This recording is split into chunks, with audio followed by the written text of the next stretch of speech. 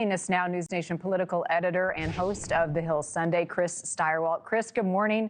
Great to see you as always. You know, Trump campaigned on this. It's not a surprise that he's doing it, and it seems as though he's got a lot of support from the American public to trim fat in the government. So you have that, but how much political wiggle room does he have? Because it's the how it's getting done, the how it's getting communicated, and the expedited nature of it that seems to have at least some politicians up in arms.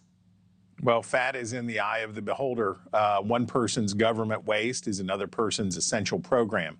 And while we can mostly split this into Democrats and Republicans, within the Republican Party, well, let me back up to say that for Donald Trump, what he's trying to do is swing the wrecking ball as hard and as fast as he can while he has this very, very skinny majority in the House of Representatives, trying to get as much done as he possibly can and break up all the crockery and let Elon Musk go for it with the chainsaw.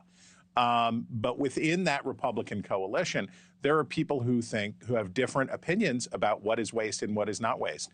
A highway project or a military base in somebody else's district may be pork to you, but if it's in your own district, this is essential and important. So every day from here gets harder because things get more specific and things get more political.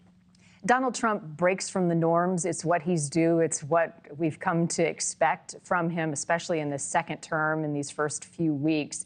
What are the optics and how do you kind of characterize the dynamic we're seeing from the norm that is Elon Musk and this second cabinet meeting and the guy in the corner with the hat and the jacket and the T-shirt?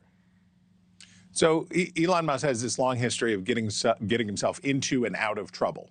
And if we just take the recent arc in his career, so he buys Twitter against every recommendation, he purchases it, and the board of his profitable companies, you know, and the investors say, this is crazy, this is going to hurt our core business.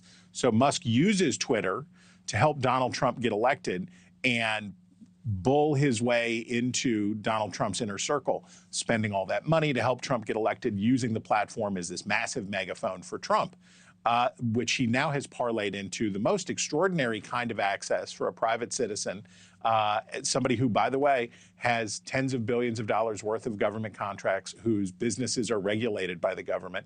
He now finds himself right at the center of power with the kind of authority that we haven't seen for a unconfirmed member of a presidential administration, certainly in my lifetime.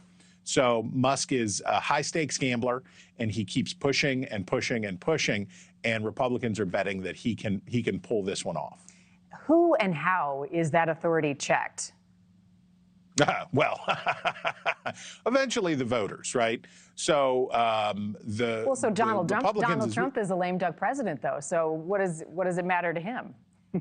Well, it doesn't matter to him, except it should matter to him in this way.